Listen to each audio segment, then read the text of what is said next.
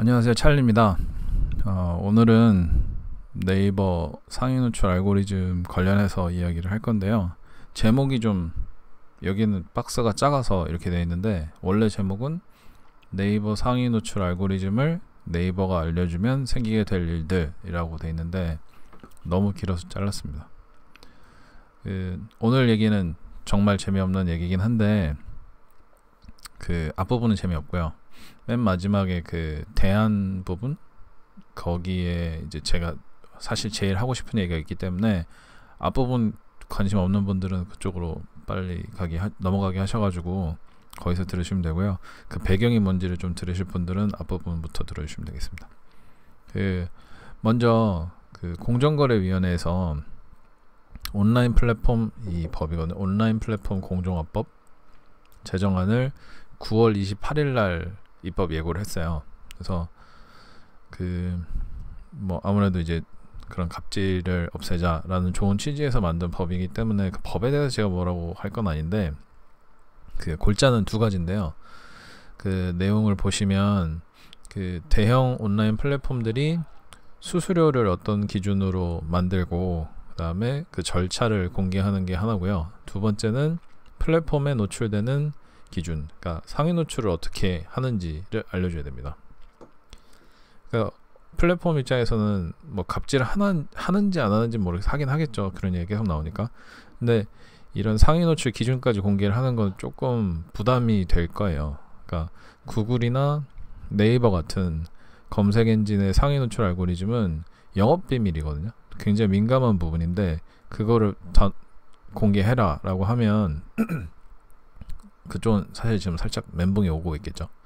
그래서 그 알고리즘의 이해나 변형이 일반적인 사업을 영위하는 분들로는 가늠하기가 어렵기 때문에 그 이해를 못한다는 얘기가 아니라 거기에 신경 쓸 시간이 없잖아요. 그 시간과 노력을 들여서 이해를 해야 되는데, 그게 이제 아무래도 그냥 우리 쇼핑몰에서 판매하고 있으면 그 주문 받아가지고 포장해서 보내기도 바쁜데 언제 앉아가지고 네이버 이런 거를 저희가 공부를 하고 있어요. 사실 어디다 맡기잖아요. 그래서 거기서 파생되는 사업이나 이제 업태가 굉장히 다양한데, 뭐 기본적으로 말씀드린 대행사도 있고 그런 관련 프로그램 개발하는 회사도 있고 그 사이에 낀 총판도 있고 되게 많거든요. 그런 것들이 그렇게 많을 수 있었던 이유가 그 업체들이 영업비밀로 이거를 숨겨놔서인데, 아마 이번에 법률이 바뀌면 노출 기준을 공개해야 되는 플랫폼에서는 이제 좀 그런 대행사들이 많이 없어질 거고, 물론 이번에 플랫폼, 그러니까 공개해야 되는 플랫폼이 포함되진 않았지만 그 네이버는 네이버 쇼핑까지만이라고 하더라고요. 그러니까 네이버 검색 엔진의 그 상위 노출 기준은 공개하라 이런 얘기는 없는 것 같아요. 근데 아무래도 이게 시작이고 향후에 또 검색 엔진 쪽으로 갈 수도 있으니 그렇게 되면 어떻게 될까를 한번 생각을 해서 말씀을 드리는 거고요. 그 와중에 제가 생각난 것들이, 지금도 이런 법률이 없어도 그 플랫폼이나 뭐 SNS 있잖아요. 페이스북, 인스타그램, 유튜브 이런 데서 상위 노출하는데 어려움을 겪는 분들이 한번 활용해 보셨으면 하는 걸 대안란에 넣었거든요. 그러니까 그게 관심 있으신 분들은 그쪽을 보시면 되겠습니다. 그 어떤 일이 생길지를 이제 한번 얘기를 해볼 건데요. 가장 첫 번째로 정보의 균형이 정보의 불균형으로 분명히 이어질 겁니다. 이게 이상한 얘기인데요. 법에는 분명히 상위 노출 기준이 모두 투명하게 공개돼야 된다라고 돼 있어요. 그러면 이제 뭐 잘 나가는 실제 상위 노출을 하는 애들만 알고 있는 거를 나도 알게 될 테니까 나도 상위 노출 하겠지. 이제 우리도 그런 거 노하우 없이 공정하게 경쟁할 수 있다. 길었던 운동장이 정상이 됐다. 이런 식으로 생각을 하기 쉬운데, 그건 아마 그 온라인 마케팅의 상위 노출을 한 번도 해보지 않으신 분들이 그렇게 생각하시고 싶습니다. 왜냐하면 그래서 이제 정보의 불균형이 더 심해질 거라고 제가 생각하는 건데요. 기준을 알아도 이걸 어떻게 공략할지를 몰라요. 그러니까 안다 모른다 때문에 제가 뭐 비하하고 그러려는 의도가 아니라, 우리가 정보는 지금도 인터넷상에 정보는 굉장히 많거든요. 그 중에서는 네이버 상위 노출을 그대로 알려주시는 분들도 있어요.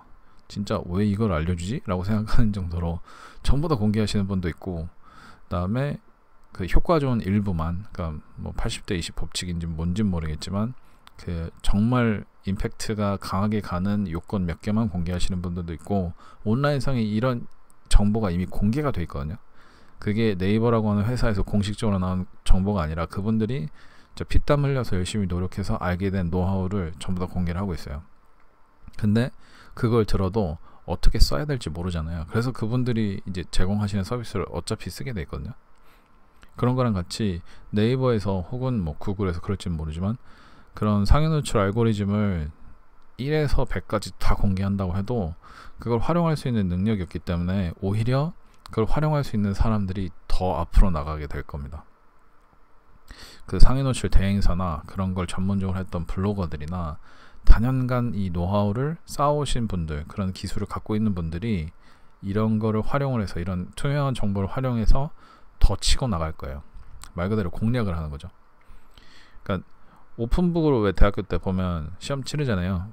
그러면 실제로 공부한 사람은 오픈북이 되면 손해가 날 것 같은데 그렇지 않죠. 이 사람 공부를 했으니까 몇 페이지에 그 내용이 있고 그걸 그대로 가서 이제 더 빨리 시험을 보고 좀 여유 있게 할 수 있고, 책을 한 번도 안 본 사람 오픈북이라고 해도 그 찾느라 시간이 다 가서 시험을 더 못 볼 그런 경우라고 생각하시면 돼요. 그리고 당연하지만 이런 기준이 계속해서 바뀝니다. 계속해서 바뀌어요. 그러니까 제가 여태까지 봤던 것 중에 인스타그램이 가장 심할 때는 한 달에 뭐 한 6번, 7번 정도 바뀐 적이 있고요. 그 다음에 구글도 진짜 안 바꿔도 한 반년에 한 번 정도는 바꾸는 것 같아요. 그러니까 절대로 안 바뀌지가 않아. 이게 예전에 저처럼, 이거 너무 나이가 공개가 되는데, 저처럼 이렇게 플레이스테이션 1세대부터 하신 분들은 이렇게 지역 코드가 있잖아요. 그 지역 코드가 있어가지고 이제 일본에서 산 CD는 뭐 미국에서 안 되고, 미국에서 산 CD는 한국에서 안 되고, 뭐 이런 게 있거든요.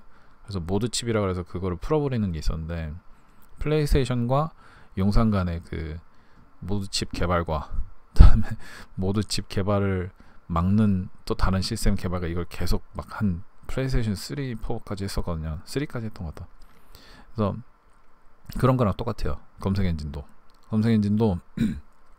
자기네가 알고리즘을 공개하진 않지만 아까 말씀드린 그런 분들이 단연간 이 노하우가 있기 때문에 조금만 바뀌면은 테스트 한두 달 정도 해보고 이게 바뀌었구나 하고 알아서 거기 또 적응하거든요. 그러다 보니까 그 적응한 후에는 좀 있으면 또 공개를 해요. 그럼 다 아니까 이게 변별력이 없는 거예요. 그래서 계속 업데이트하고 이런 식으로 하거든요. 그럼 향후에도 뭐 최소한 현재 상황으로, 그러니까 현재 바뀌는 그 수준으로는 자주 바뀌겠죠. 그러면 아까 말씀드린 오픈북으로 이런 노하우가 없어가지고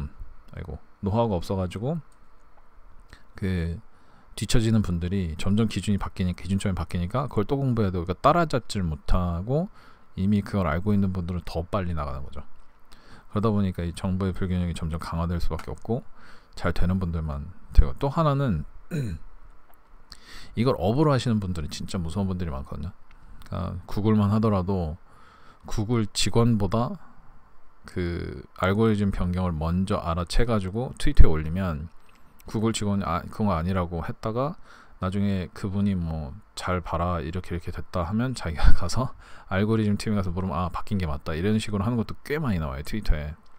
그러니까 이런 분들은 계속해서 오랫동안 이런 알고리즘이 어떤 식으로 바뀌는지를 봐왔기 때문에 다음번에는 어디를 바꿔야 되겠다라는 걸 알고 계신 분도 꽤 많아요. 그렇다 보니까 업계 흐름 파악이 가능하거든요.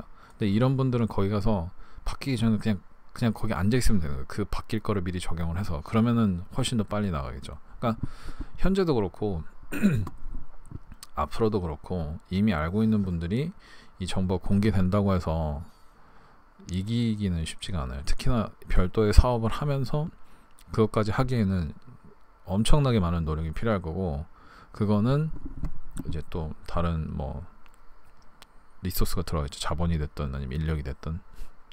그게 첫 번째고요. 두 번째는 오버피팅 이슈인데요.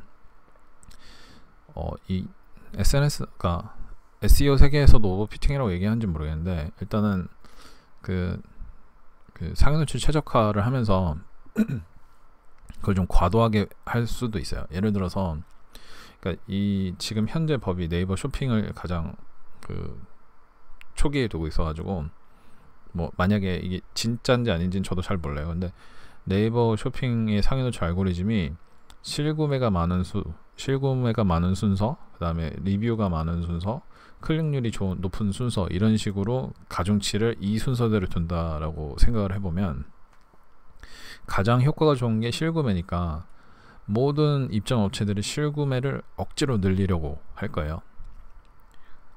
그 말도 안 되는 소리 하지 마라 라고 말씀하시는 분도 지금 들리는데, 실제로 지금도 이렇게 해요.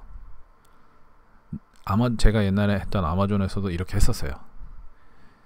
사실은 계정을 여러 개를 깔아두고 그걸로 주문을 낸 다음에 아마존에서는 이제 그냥 빈 박스를 예전 초기에는 빈 박스를 보내기도 했고, 그다음에 지금은 실제로 상품이 든 박스를 보내는데 뭐 그거를 다시 회수해오는 업체도 있고 뭐 다양하거든요. 한국에서도 이제 그 특정 카페에서 이런 알바를 해주시는 분들을 모은 다음에 실구매를 하게 하고, 구매하신 분들 중에서 몇 분은 리뷰를 쓰게 하고, 그다음에 상품은 다시 돌려보내는 이런 서비스를 제공하는 업체들이 되게 많거든요.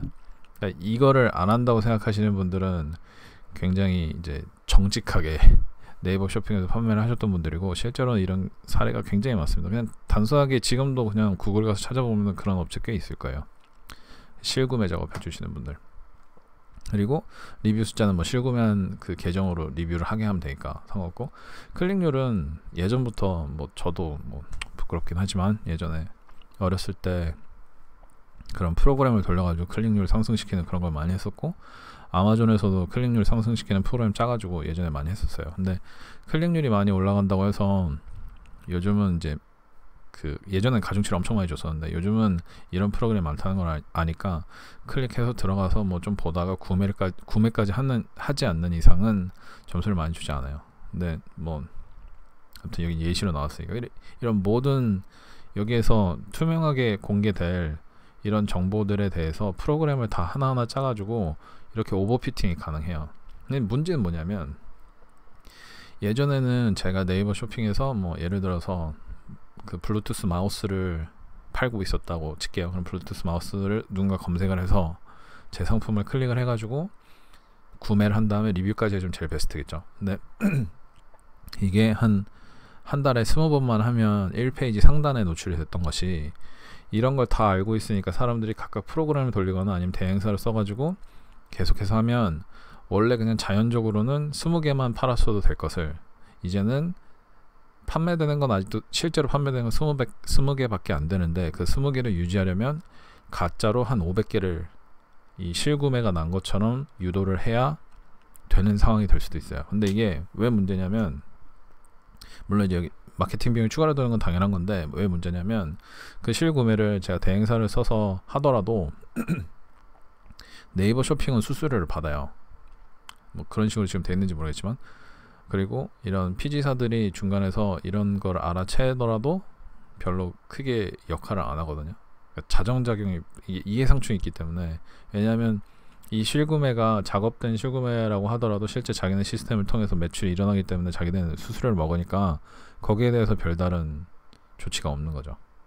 그러니까 이런 식의 오버피팅은 자정작용이 잘 일어나지 않을 가능성이 굉장히 높고, 그 다음에 점점 마케팅 비용만 써서 이제 손실을 갉아먹게 되는 그런 상황이 분명히 발생을 할 거고, 현재도 꽤 많이 발생하고 있는 걸로 알고 있어요. 아마존 같은 경우는 이제 서플리먼트 쪽, 그 건강보조식품 쪽에 가면 실제 판매량이 뭐 수만 개가 되는데 돈 받고 파는 거는 거의 없고, 거의 대부분 뭐 50% 할인, 60% 할인 뭐 이런 식으로 해서 판매하는 게 많아서, 물론 거기는 그 상품은 화장품보다 더 극강의 이 수익률이 있기 때문에 그걸 다 이제 유지를 할 수 있는 건데, 아무튼 그런 게 아닌 분들의 경우는 이제 네이버 쇼핑은 거의 건들지 못할 그런 플랫폼이 되는 거죠. 아무튼 그런 문제가 있고요. 그렇기 때문에 이런 마케팅 비용이 많이 필요하기 때문에 자본력 위주로 노출될 가능성이 높아요. 그런 식으로 실행을 하지 못하는 업체들은 상단 노출이 안 되니까 네이버 쇼핑을 통해서 판매를 아예 못하게 되는 거죠. 그래서 실제로 상품의 그 키워드 적합성이나 상품의 품질이나 후기나 이런 거보다는 자본력 노출이 될 가능성이 훨씬 높습니다. 그래서 공정함을 위해서 이렇게 공개를 하지만 오히려 자본력 있는 곳에 더 도움을 주는 그런 상황으로 변질될 가능성이 굉장히 높거든요. 그러니까 제가 너무 극단적으로 본다고 생각하실 수 있지만 지금 현재 일어나는 일을 봤을 때 거의 100%예요. 100%. 지금도 아까도 말씀드렸잖아요. 네이버 쇼핑에서 이런 식으로 실구매 작업을 해준다니까요. 근데 나중에 이 실구매가 진짜네? 그럼 실구매 작업하는 곳에 더 돈을 많이 줘가지고 더 실구매를 많이 일으키게 하겠죠. 그러면 제가 만약에 특정 상품이 있는데 그게 그 검색을 했을 때 1페이지 상단에 있는 거랑 2페이지 하단에 있는 거랑 매출 자체가 틀리잖아요. 그럼 매출을 올리기 위해서 조금만 작업하면 되겠지 해서 이제 1페이지를 올렸는데 1페이지 상단에 있던 사람이 또 보고 얘 봐라 하면서 이제 또 실구매 작업을 해서 또 올리고 이런 식으로 해서 그런 약간 소모적인 치킨 게임이죠. 그런 식으로 이제 많이 자본력이 있는 곳만 살아남게 되는 그런 게 될 거예요. 아마존이 그랬거든요. 저는 이걸 알고 있기 때문에 네이버도 만약에 이런 상황이 발생하면 네이버 쇼핑만이긴 하지만 아마 분명히 100% 이렇게 될 거다라는 생각이 들고요. 또 하나는 이제 그 공개된 정보 때문에 이거를 보면 별게 아니거든요. 그러니까 이런 걸 해봤던 사람을 아예 자본력이 있는 곳이라면 인하우스화 시킬 수가 있어요. 거의 대부분 그럴 거예요. 아마 이렇게 뭐 매출 한 10억 20억 하시는 분들이 이런 거 작업해본 사람 뭐 연봉 해야 1억이 넘겠어요? 한 2명만 있으면 되니까 그런 사람 데리고 오면 매출 훨씬 더 늘릴 수 있는데 안 할 리가 없죠. 그러면 인하우스를 하면 그 사람은 더 빡세게 돌릴 수 있잖아요. 원래 그 사람은 대행사에서 한 100개 정도 관리해주던 거를 이 회사 하나만 하면 되니까 얼마나 열심히 하겠어요. 그러니까 훨씬 더 이제 상위 노출 자체가 강화되고 또 이제 안에서 다양한 테스트를 해볼 수 있으니까 점점 더 이제 자본력 있는 것을 이기기가 어렵게 되겠죠. 그래서 이제 다음번 문제가 되는데 대행사들이 많이 폐업을 할 겁니다. 그 영세업체가 굉장히 많거든요. 이 대행사들은 의외로 영세업체가 되게 많아요. 지금 혹시라도 대행사를 쓰고 계신 분들은 난 대행사 쓴다라고 하지만 대행사가 아닐 가능성이 90%예요. 그 대행사들은 그냥 총판인 경우가 거의 대부분이거든요. 실제로 대행하는 분들은 우리 같은 일반 사람들이 가지도 못해. 이게 아름마름 알아서 업계에서 아는 사람들끼리만 알아가지고 얘 어떤 프로그램 짰더라. 근데 그 효과가 좋다더라. 그럼 직접 만나지도 못해. 전화도 안 받고. 그래서 그 업체를 쓰고 있는 총판한테 가서 연락처를 좀 달라고 해가지고 그 총판이 얘 내 경쟁자가 아니다. 얘한테 알려줘도 괜찮겠다라고 생각할 때만 그 연락처를 받을 수가 있어요. 그러니까 우리나라에 이런 SEO나 그 상용노출 대행사들 엄청 많은데 그 대행사들이 다 실제로 자기네가 프로그램 돌려가지고 해주는 거라고 알고 있지만 1번은 첫 번째로는 그 대행사들 쓰는 프로그램 자체가 자기네 게 아니고 남의 거를 돌리고 있는 경우가 태반이고 그 다음에 그 대행을 해준다고 하지만 실제로는 그냥 드랍시핑처럼 내가 이 돈을 받아서 실제로 업무를 해주는 업체에다 돈을 좀 넘기고 이 URL을 넘기고 해서 그쪽에서 관리를 해주는 경우가 더 많거든요. 그래서 영세업체가 굉장히 많은데 이 영세업체들은 이제 기준이 공개됐으니까 필요가 없을 거잖아요.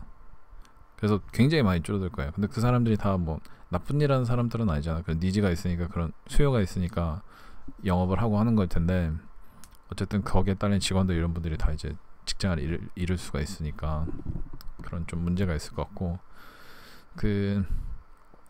모두 알게 돼서 이제 인하우스화가 됐으니까 비즈니스가 감소해서 없어지는 것도 있고요.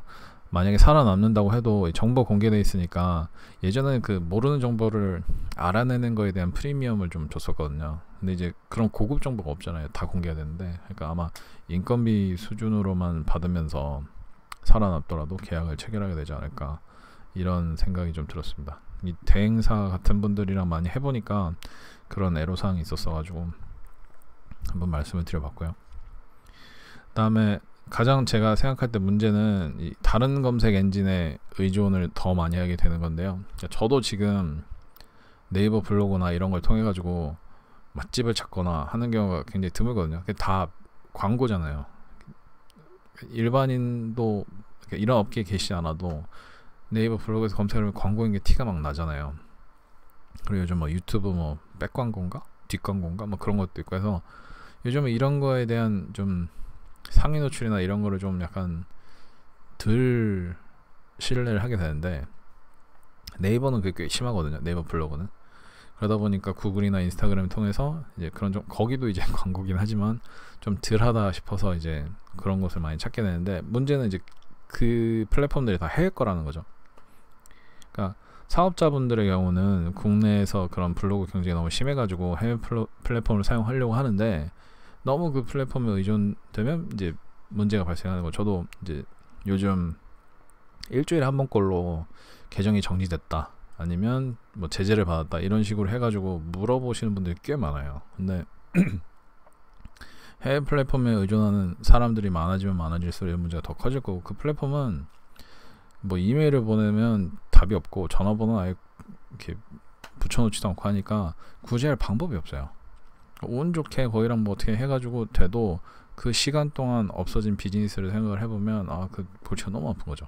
그래서 이런 문제들이 점점 더 많아질 거고, 오히려 공개를 안 하느니만 못한 상황이 되지 않을까라는 게 제 개인적인 생각이고, 이제 제가 아까 말씀드린 그 대안 부분인데, 사실 이 대안은 네이버 쇼핑이나 이런 거에 대한 공개가 됐을 때 상위 노출을 못할 때 그런 대안도 되지만, 그냥 단순하게 네이버 검색 엔진이나 구글 검색 엔진, 뭐 유튜브 같은 데서 상위 노출이 안 되고 팔로워나 구독자가 많이 늘지 않아서 그 문제가 되실 때 사용하시면 좋은 대안이기도 해요.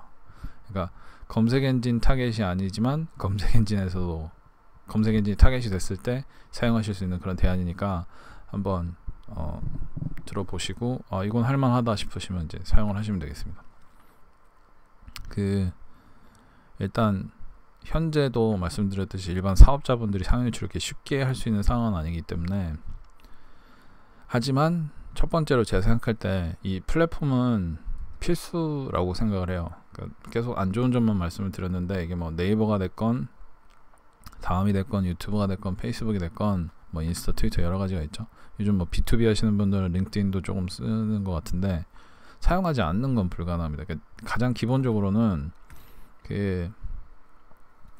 진짜인가를 판단할 때, 진짜 사업자인가를 판단할 때 이런 플랫폼으로 많이 와요. 예를 들어서 뭐 카페다.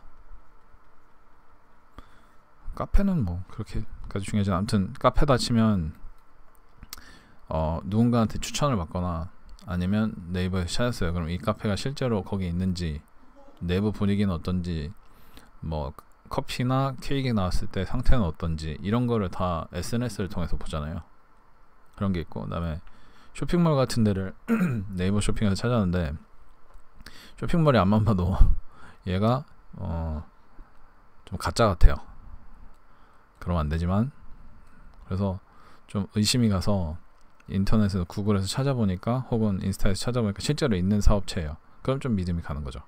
약간 그런 식으로 이제 사업이 진짜인지 아닌지 그 적격성을 위해서 사용하는 걸 추천을 드립니다. 그러니까 너무 상위 노출을 위해서 아등바등 이 인스타그램을 키우거나 유튜브를 키우거나 그렇게 하시는 것보다 나란 사람이 진짜다, 우리 업장이 진짜 있는 데다 라는 걸 보여주기 위해서 이런 플랫폼을 쓰는 거를 추천을 드려요, 초기에는.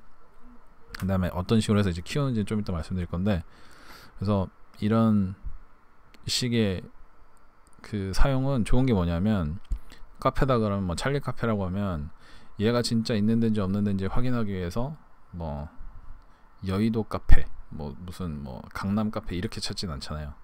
찰리 카페가 있는 데인지 없는 데인지 확인하려면 찰리 카페라고 검색을 하겠죠. 어떤 플랫폼이건 똑같거든요. 그게 뭐 인스타건 구글이건 네이버건.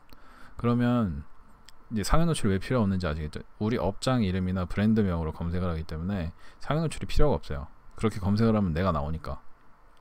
그래서 그런 식으로 이제 일단 세팅을 하시고, 두 번째는 사용되지 말고 활용하라고 되어 있는데, 이게 좀 제가 이거는 개인적으로 되게 기분이 안 좋은 거라서 좀 길게 말씀을 드릴게요.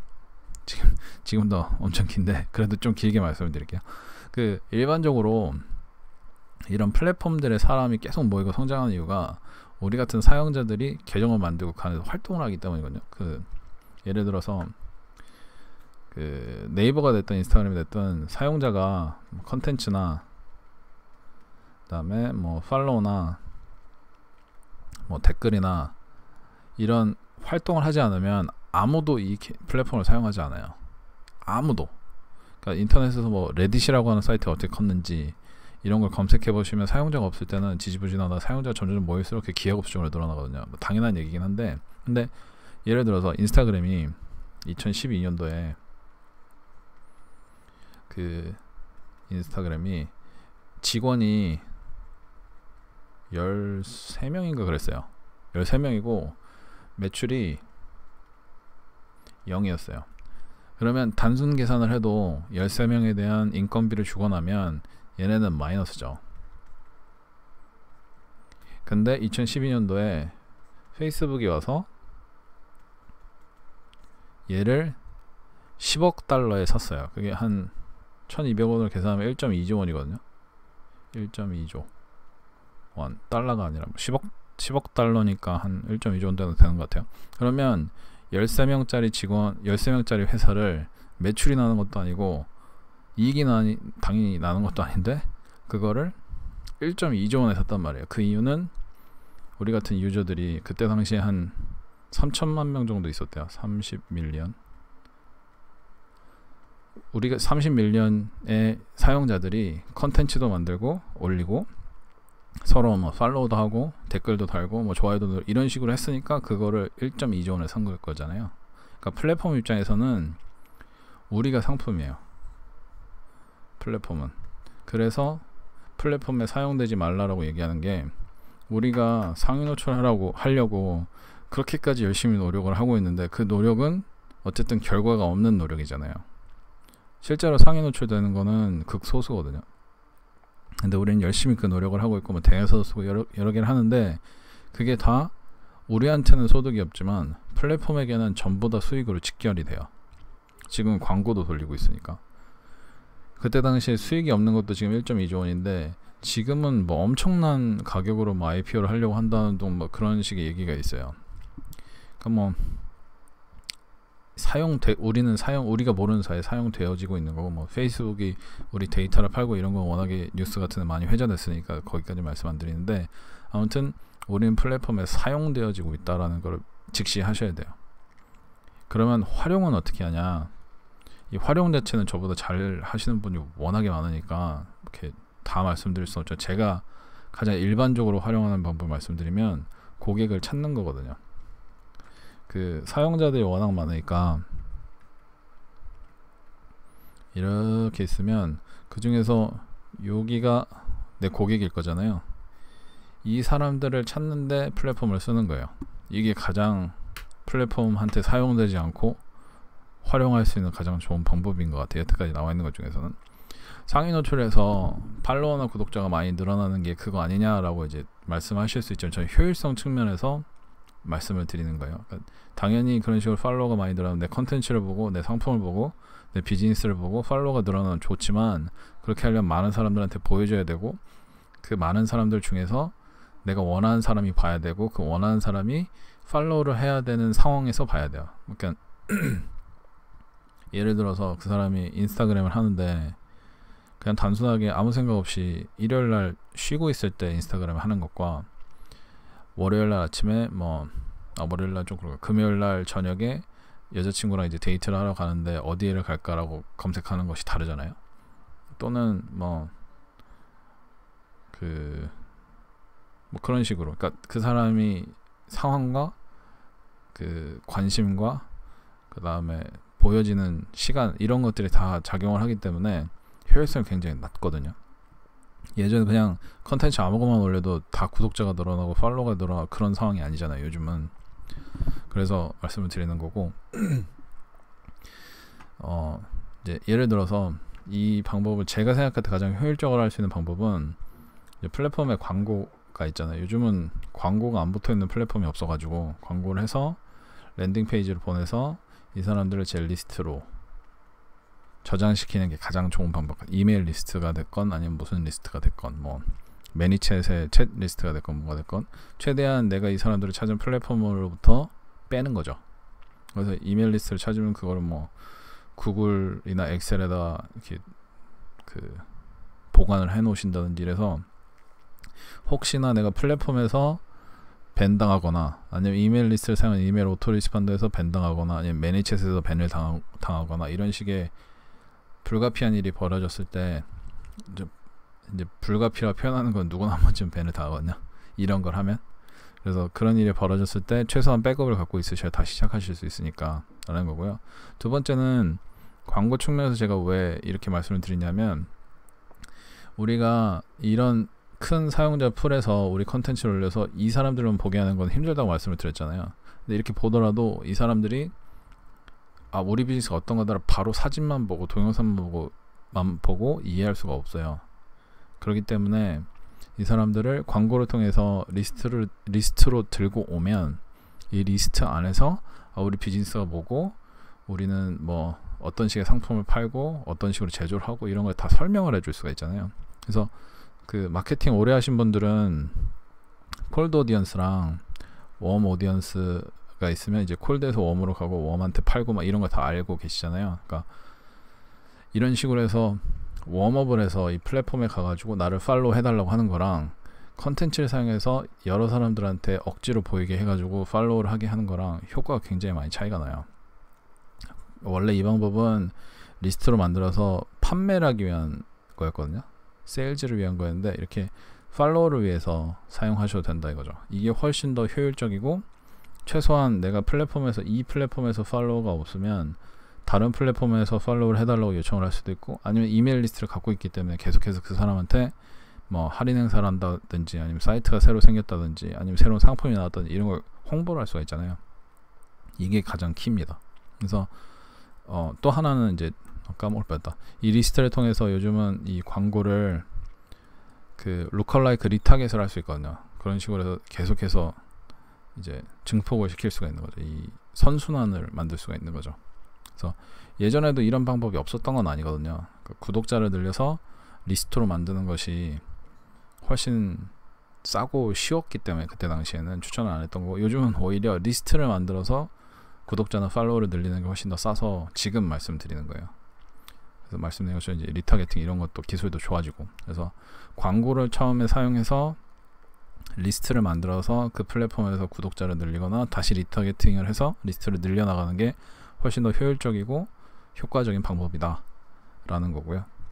그 다음에 세 번째는 그 오디언스를 위주로 하라. 그러니까 리스트를 만들라는 게 결국 오디언스 얘기인데, 팔로워는 특정 플랫폼에 엮이잖아요. 팔로워는 인스타그램, 유튜브는 구독자, 뭐 이런 식이잖아요. 뭐 그다음에 네이버는 뭐였지? 이웃인가? 뭐 그렇게 계속 그 해당 플랫폼에 엮여 있는 거잖아요. 근데 요즘 플랫폼들이 제재를 엄청 심하게 하고 있거든요. 그 작년에 인스타그램에서 계정 정지를 막 한 7월, 8월 엄청나게 많이 했었어요. 그리고 유튜브에서도 이 플랫폼 모더레이션을 AI에게 맡기기 시작했거든요. 그러고 나니까 영상 삭제가 2배가 늘었다는 보고가 있어요. 그러니까 점점 더 많아질 건데, 그렇게 되면 플랫폼이 점점 더 큰 힘을 갖게 되는 거겠죠. 근데 제가 열심히 모은 구독자랑 팔로워를 플랫폼 때문에 한 번에 잃을 수가 있고, 그렇게 되면 사업 자체를 잃어버리는 거잖아요. 그건 되게 이제 불합리하죠. 그래서 오디언스를 확보하는 게 이 플랫폼에 구속되지 않는 그런 오디언스 리스트, 이메일이 됐건 아니면 뭐 전화번호가 됐건, 그죠? 그런 플랫폼에 엮이지 않은 그런 정보를 갖고 있는 것이 제일 중요하다. 그 미국에 디스코스라고 하는 사이트가 있어요. 디스코스, 서브스택이라고 하는 약간 미디엄 같은 건데, 이건 이메일로 보내주는 그런 플랫폼이거든요. 여기에서 디스코스가 뭐 엄청나게 큰 사이트로 컸는데, 이제 디스코스가 요번에 자기네 워드프레스 기반의 웹사이트를 만들겠다고 공지를 해버린 거예요. 왜 그러냐? 얘네도 오디언스의 중요성을 알아서. 플랫폼이 성장을 도와주기도 하지만 결국엔 어느 순간에 이제 우리 유저들이니까 너는 우리 유저를 통해서 뭔가 사업을 할 거면 우리한테 돈을 줘 라고 하거든요. 근데 우리처럼 뭐 한 10,000명, 뭐 10만 명의 그 한도가 있는 그 구독자라면 사실 그렇게 큰 돈이 나가지 않지만, 이런 디스코스처럼 전 세계를 상대로 해서 정보를 팔거나 상품을 파는 애들은 서브스택에 엄청나게 많은 사용료를 내고 있거든요. 그러니까 워드프레스로 옮길만 하죠. 그것도 그렇고 혹시라도 सब스택에서 자기네 요구를 들어주지 않을 경우에 디스코스라고 하는 사이트를 아예 닫을 수가 있잖아요. 그렇게 되면 또 이제 문제가 생길 수 있으니까 그런 걸 미연에 방지하기 위해서 자신들의 오디언스를 확보하기 위해서 워드프레스로 가서 이제 웹사이트를 돌리게 되는 거죠.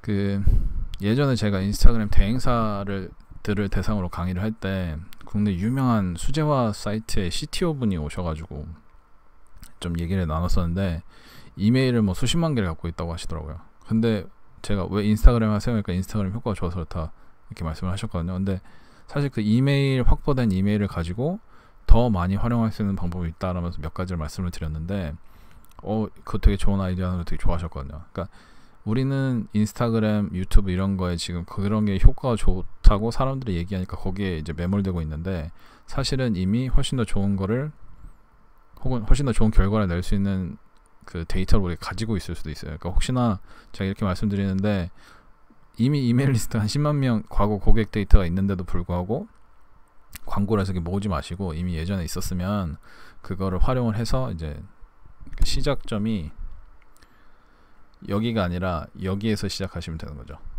그런 식으로 활용을 하시면 되시고 그 일반적으로 이제 사업이나 SNS 계정을 키우시는 분들이 이런 이메일 확보를 못하고 계신데 그 상황에서 계정이 정지가 됐다. 그러면 이제 바로 사업자실 잃는 거. 예전에 무슨 인플루언서분, 인스타그램 인플루언서분이 저한테 오셔가지고 뭐 7만 명인가 8만 명인가 팔로워가 있는 분인데 사업을 크게 하시더라고요. 인스타그램으로. 근데 정지가 됐대요. 그래서 어떻게 하냐 막 말씀하셨는데 제가 몇 가지를 말씀을 드렸는데 제 조언은 안 따르시고 두 번째 계정을 만들어서 다시 팔로워를 모으시더라고요. 근데 두 번째 모을 때는 훨씬 더 쉽게 금방 모으셨어요. 뭐 한 2, 3주? 밖에 안 됐는데 뭐 4만 명으로 늘어나 있고 한 거 보니까 다시 이렇게 사업을 제대로 하시는 것 같은데 그거거든요. 그러니까 기존에 팔로워 이메일 리스트가 있으면 당황하지 않고 다른 계정을 만들어서 기존 팔로워들한테 이메일을 보내가지고 나 새로운 계정 여기 만들었으니까 와서 여기서 소통을 합시다 라고 얘기할 수도 있고, 그러니까 사업을 다시 재시작하는데 그러니까 보험처럼 되는 거죠. 그러니까 활용법은 굉장히 많은데 뭐 급한 대로 사용하실 수 있는 방법을 한번 말씀을 드려봤습니다. 그 전 세계적으로 우리나라뿐만 아니라 전 세계적으로 뭐 SNS라든지 검색 엔진이라든지 이런 글로벌 테크 기업에 대해서 제재가 정말 심해지고 있어요. 그러니까 그렇기 때문에 그 플랫폼을 기반으로 사업을 하는 저희들도 영향을 받고 있는 건데요. 국내에서도 이제 이게 아마 첫 걸음인 것 같아요. 그런 제재를 하기 위해서. 그래서 아직 검색 엔진이나 SNS에 대한 제재는 나오지 않았지만 앞으로 그럴 수 있는 가능성이 있잖아요. 그러니까 보험을 드는 심정으로라도 한번 제가 대안 부분에서 말씀드린 내용을 고려해 보시면 좋겠고, 모두들 이제 안전하게 사업을 하실 때 그런 위험성을 제거하는 것도 하나의 이제 일이잖아요. 그러니까 그런 것들 한번 고려해 가시면서 진행을 하셨으면 좋겠습니다. 오늘 진짜 길었는데 끝까지 들어주신 분들 혹시 계시면 정말 감사합니다.